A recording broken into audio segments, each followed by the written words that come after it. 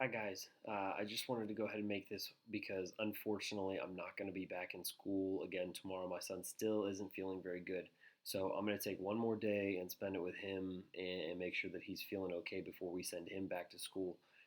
But because I've been out, today and then again tomorrow, I wanted to make sure, or I guess let's just say Monday and Tuesday, they're the days that I'm going to be out.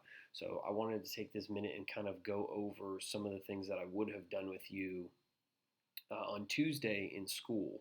And so let's just kind of talk about where we are and what we still need to get accomplished as far as Light Lab 9 goes. So far, you should have completed this wave on a string inquiry. You shouldn't even be watching this video yet if you have not done this wave on a string inquiry. You also shouldn't even be watching this video yet if you haven't completed this EM electromagnetic fact sheet, okay? That one, it kind of looked like this. Now, this is the key, and this is what I'm going to spend a good chunk of the time going over. But really, you should have that fact sheet completed, and you should have checked it with the key. All right. Now, some of the things that I want to go over as far as the electromagnetic spectrum fact sheet and just some of the information that you need to know as far as the EM fact sheet goes. Guys, the big important information isn't necessarily this part. I know that this is probably going to be the one that everybody gets confused by, is the wavelength about the size, and I just want to make sure that we understand this. Let's take radio waves, for example. If we're talking about radio waves, the light energy that is emitted to produce sounds in your radio, like in your car, as long as you're not listening to satellite radio or anything like that, if you're listening to 96.1 or whatever on the radio, then that is because it is happening at a certain frequency that is producing a wavelength that is very large. Those wavelengths are about the size of anywhere from big buildings to as small as humans.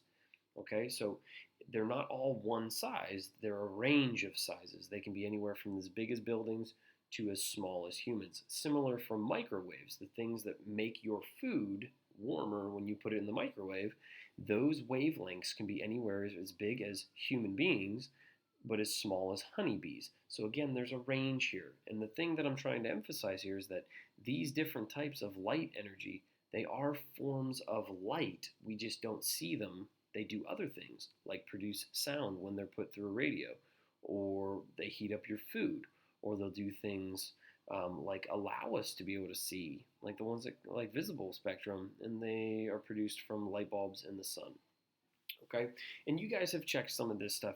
I think for the most part, as long as you have gone over this, you understand what a lot of this stuff means. Um, the part that I want to focus on is this part down here, this frequency, the trend that it undergoes, the trend of increase or the trend of frequency as we go from radio down to gamma, the trend of wavelength as we go from radio down to gamma, and same thing with energy. And I think we should start here with wavelength because I think that that one makes the most sense. We've already said that radio waves, and we can see it with the waves up here. What is the size of the wavelength up here versus what it is down here? And up here, it is much larger, right? The distance from this crest to this crest up in the radio and the micro and the infrared waves are much bigger than they are down here in the X-rays and in the gamma waves. Okay, so the wavelength is going to decrease from radio to gamma. That's why we see this part decreasing. They're bigger up here than they are down here.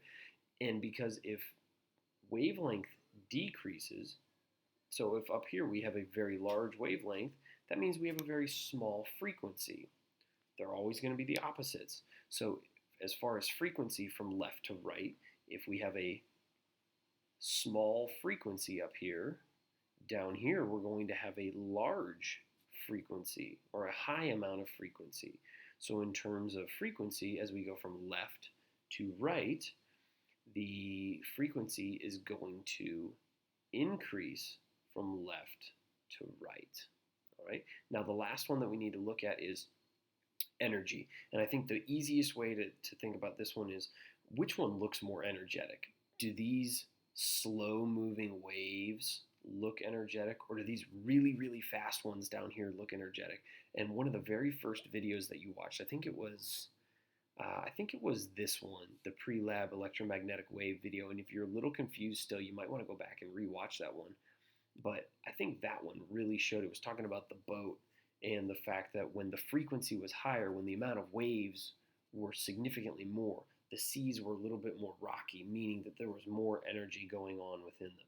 All right. So again, these trends are the big thing. From left to right, frequency increases. We can see it. There's less waves down here than there are down here.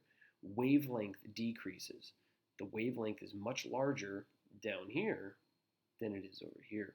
And finally, because we can see all of these waves down here, we know that the energy is increasing from left to right as well. All right, so just to kind of go over this idea one more time, there's going to be something that you're going to have to do before you take this Light Lab 9 quiz. I want to make sure that we practice this a little bit. So I'm going to ask you some questions, and I want to make sure that I pause for a second and give you a little bit of time, but you may actually have to pause the video too. So don't be afraid to pause it and just wait and think about some of the things that are going on before you answer the question. All right, so remember, we just talked about these trends. Frequency, left to right, increases. So when we go back to this, if I were to ask you which one has a higher frequency, does X-ray or microwave have a higher frequency? Pause my video and go ahead and think about it for a second. Okay, good. Hopefully you paused it and you actually sat there. The answer to that one is the X-rays. The X-rays have a higher frequency, again, because we talked about the fact that from the left over here to the right, we are going to increase in frequency. And we can see it in these waves. The waves definitely become more frequent the further to the right that we go. All right? Now, as far as wavelength goes, again, this is going to be one where you're going to pause. Do gamma rays or infrared have longer wavelengths? Which one has longer wavelengths? Go ahead and pause the video. Okay, hopefully you paused it. And guys, we can clearly see here, look at the distance between these two waves. Not very big. So as far as wavelengths, this is super small, but down here, this is significantly larger. And again, it's that trend. Wavelength decreases from left to right. So the bigger wavelengths are going to be down here. So the further left that you go, the bigger the wavelength. So infrared is going to have a much larger wavelength. All right, let's do another one in the sense of energy. What's going to have a higher energy? A higher energy. Is it going to be the visible light spectrum, the light that we can see, or is it going to be ultraviolet, two right next to each other? Again, pause it, think about it. All right, guys, and the answer to that one is going to be the ultraviolet light. Again, left to right, we're going to increase in energy. So the further right you go, you're going to have more energy. So between these two, visible light and ultraviolet, the ultraviolet is the further to the right. Therefore, it has a higher amount of energy. Now, I'm going to kind of mix this thing up a little bit and make you think really hard about this one. Do you see the colors here, our visible light spectrum? Red, orange, yellow, green, blue, indigo, and violet. Okay, we've got all the different colors of the rainbow there.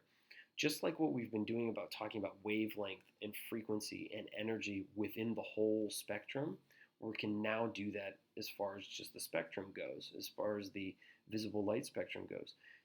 Red is furthest to the left. Violet is furthest to the right. So as far as frequency goes, what has a lower frequency? Lower frequency. Is it violet or is it red? Pause the video. All right, guys, here with that one, red is going to have the lower frequency. And red is lower because it's further left on the spectrum. Remember, look at the waves over here.